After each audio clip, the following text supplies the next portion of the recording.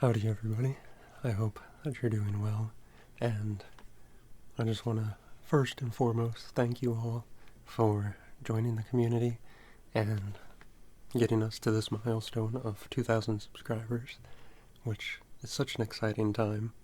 But as promised, I mentioned doing a Q&A video when we got here, so a few days late, but wanted to get the questions in. So yeah, basically I would probably just jump into it. If I can figure out how to edit, I'm going to put the picture of the questions here and some other stuff. And if not, I'm just going to point to the air. But I have my screen here with the questions up, so when I'm looking down at it, that's what I'm looking at.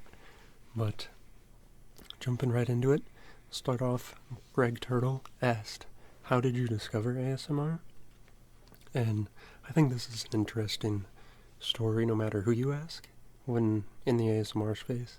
But personally for me, I was in either 7th or 8th grade, I don't remember exactly, and one of our rotational classes that we took, had to take, was music, art, and something else. In my music class, our teacher was showing us the abilities of microphones and headphones at the time, and this was in the early 2010s, so it was pretty advanced by then, relatively. But he showed the whole class the video of the virtual barbershop, and just kind of how the audio works. He showed us it on a projector, so he encouraged us to look it up at home, and I did that and listened to it with headphones and got the full experience, and then showed my family it because I thought it was really sweet. But since then, or right after that, my YouTube started recommending me different ASMR videos, and for a few months I didn't watch them because I was I don't know what that even means, what ASMR is, and I wasn't curious enough to go watch because it was just thumbnails of people in their bedroom. But kind of going into this, next question from Good ASMR Vibes. When did you first figure out that you experienced ASMR? It was before this video and YouTube ASMR. I would sometimes get the chills or goosebumps or whatever people call them when I would be getting my hair cut, or there was one time when I was younger that I was in a wedding, so I had to get a suit fitted for me. And being at the tailor and having someone use that string tape measure to measure your arms and your chest and your torso and all that, I thought that was super relaxing, and it gave me the goosebumps and everything. So I think that was technically my first time, but I didn't really know what it was. I thought it was just oh, you got goosebumps, woohoo. But shortly after the virtual barbershop, like I said, I got recommended by YouTube a bunch of different ASMR videos, and it wasn't until sometime on a vacation, a family vacation, we were kind of just hanging out by the pool and all that, so it was a pretty chill vacation. We were all laying down to take a nap in the middle of the day, and I was watching YouTube because I usually didn't take naps, and I kept seeing this thumbnail that was really weird, and it was Ephemeral Riffs ASMR with potato microphones, and I just thought it looked bizarre, and it kept popping up, so I was alright, well, I don't have anything else to do, so I'll finally click on this video and give it a try. And I had it on, I listened to it, and I was intrigued, but I was also confused. But I listened to that and fell asleep to it for the nap, and for the next couple of years I was really hooked on ASMR and exploring the genre and what other types of videos there were out there. And that was probably 2013 to 15, when in its early days. And let's see, Greg Turtle also kind of asked what your first ASMR experience was, so that's why I put both of them. But Ethan asks, what's your favorite ASMR trigger? Usually it switches, but I have a couple favorites.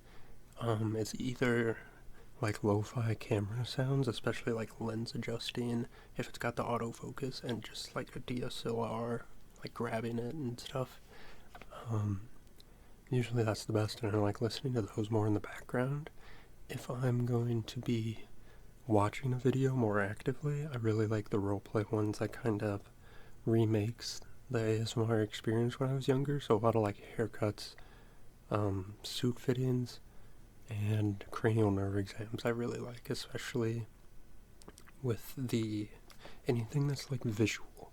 So like visual tests, not so much the light ones, but visual without light, if that makes sense. But I think those usually it bounces back between role plays like that or lo-fi camera sounds. Ethan also asks, what's my favorite ASMR artist right now? And usually, I don't typically watch too much ASMR unless I'm like wanting a no talking studying video, and then I just kind of look up like whatever sound I'm feeling at the time, like rain or just hand sounds or something in the background, and I'll pick the first one. That's what I've been doing lately. But the last time I was really hooked on a channel was Goodnight Moon. I really like some of her older stuff. She was one of the people I was really addicted to like years ago, some of her older stuff. But ironically, also really big into Marno ASMR and his like pleasantly unpredictable series and stuff like that. Just more of the like non-traditional ASMR that he does I find really entertaining and enjoyable. Let's see. Do I have a Patreon and will I make one? Asked by Ethan. I don't have a Patreon, but I do have channel memberships. So I can look into making a Patreon that mimics the channel memberships if like people aren't into the YouTube backed payment, but channel memberships are an option. Shout out to Portly Hog, who just recently became the first member of the channel, so thank you for that. But just to kind of go over it real quick, I have two tiers. The first one is 99 cents, the Tingle Conductor. So this is the intro kind of level, and you get early access to new videos and priority reply to comments. I try to reply to everybody, but you also get the loyalty badges to show how long you've been around. And early access to videos is like a week ahead of time. And then the second level is Tingle Engineer for $2.99. And this one gets everything that the conductor gets, but regular shoutouts, like monthly shoutouts, and then a members only video once a month that we'll figure out how to do, whether it's voting on a type of video or what. But yeah, once a month get a video that isn't posted on the main channel. But to put it out there, there's nothing being taken away from the channel with these memberships. These are just in addition. Everybody's still getting the videos that come out early to members, and there's no change in the schedule or anything. So the extra video that the Tingle Engineers get is just in addition to the regular content. So those are the two options. Feel free to join if you would like to support the channel in that way. And if there's enough interest, I can make a Patreon that mimics that, but right now we have the YouTube channel memberships. So Jamie King asks, why are you called Smokey? So originally it came from my first Xbox Live gamer tag, where I got to pick instead of the randomly generated names. And when I was younger, I had a cat named Smokey that when we picked him up from the shelter, I named him Smokey, and I was so ecstatic that I got to name a cat.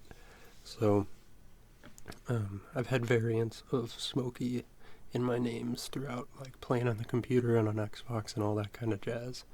So that's where I came from, and people that I've met online that I've became like closer friends with over the years offline, once we like get off the games together and get each other's numbers and stuff like that, some of them call me Smokey instead of my real name.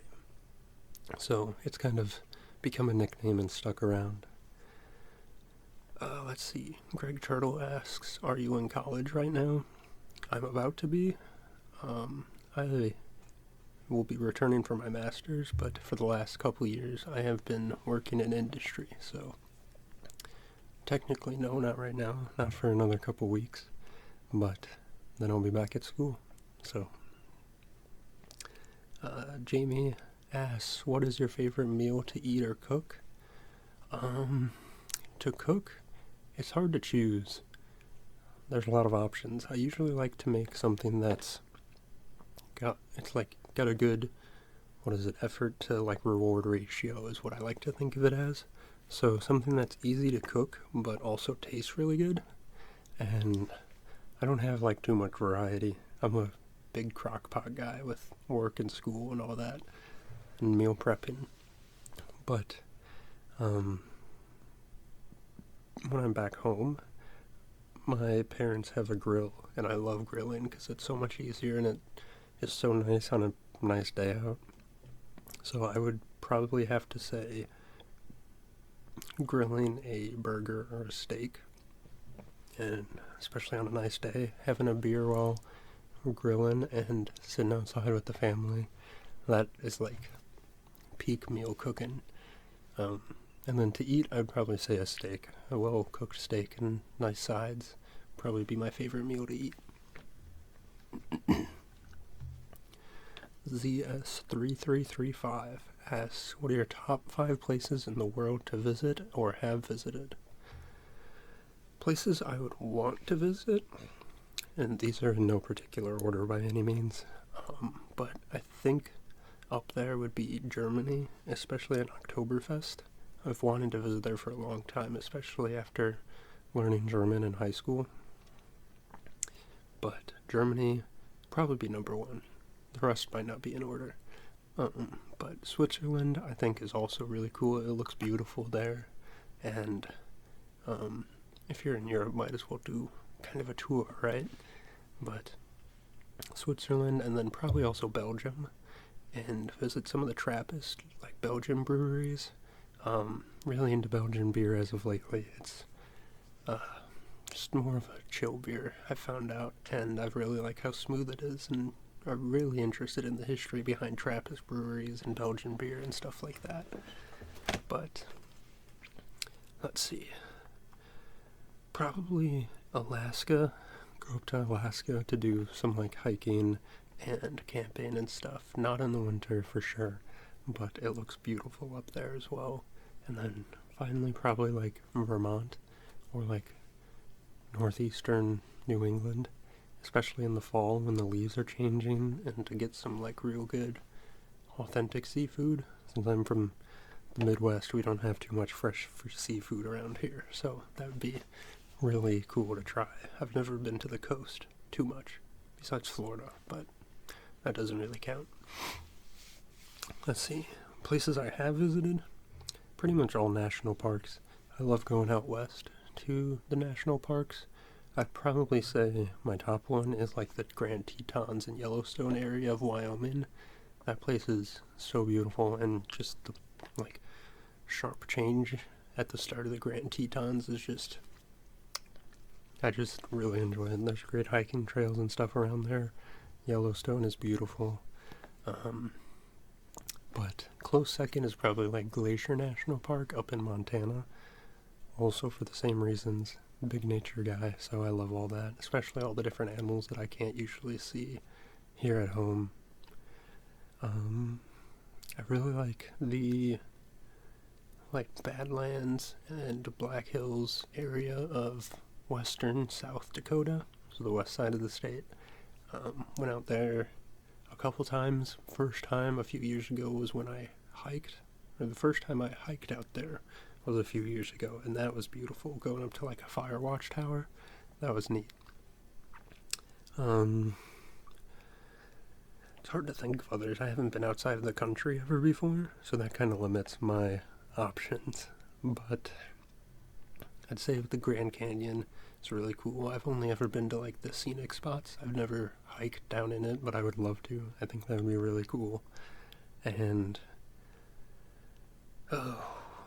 last, I'd probably say like Wisconsin. I've been to southern Wisconsin a good bit, like the Dells and Madison and Milwaukee area.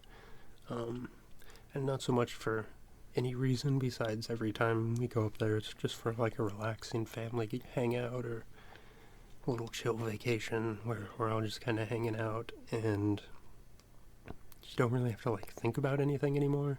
Everything kind of like all the worries go away, you know? And that's really nice. Just hang out, sit by a lake, sit by a pool, and eat some good food, a lot of cheese, a lot of beer, and it's just a really good time. And then finally, the last question, Ethan asks, if you had to pick one video game to play for the rest of your life, what would it be?